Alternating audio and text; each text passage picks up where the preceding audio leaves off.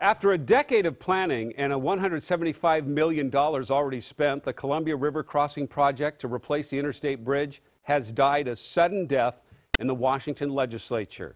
And now some critics of that project want an investigation into where all that money went. Our reporter Ken Boddy has followed this for the last 10 years. He's live by the I-5 bridge now. Ken, why an investigation?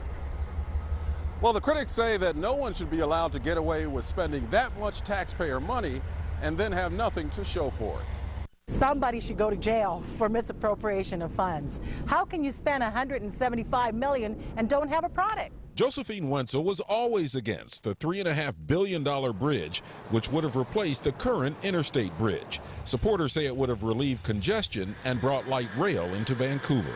I would have liked to have seen light rail. I mean, it would lessen the traffic problems that we have over on this side.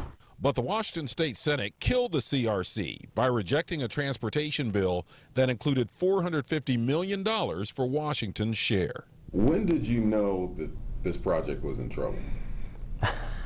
It was in trouble from the very beginning. Clark County Commissioner David Medore rode into office in January by opposing the Columbia River crossing. He agrees there were three main problems: possible tolls on the bridge, light rail, which Clark County voters have repeatedly rejected, and a bridge height too low to accommodate commercial river traffic. You don't give a blank check to a bureaucracy who's never built major infrastructure and expect them to do something good with it. It just doesn't work.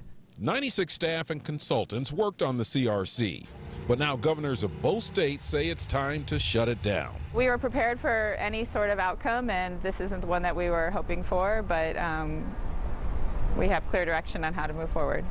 Yeah, which is to shut it down. That's right. Even critics agree there needs to be a solution to congestion on the Interstate 5 bridge, maybe building another bridge over the Columbia.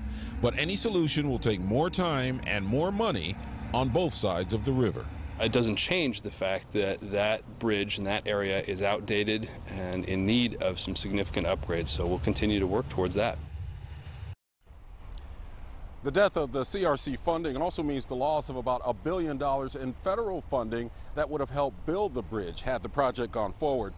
Meanwhile, our Oregon Governor Kitzhaber has directed ODOT to take a look at any improvements on the Oregon side that can happen to relieve that congestion without building a new bridge. Live in Vancouver, Ken Boddy, KOIN 6 News. All right, thank you, Ken.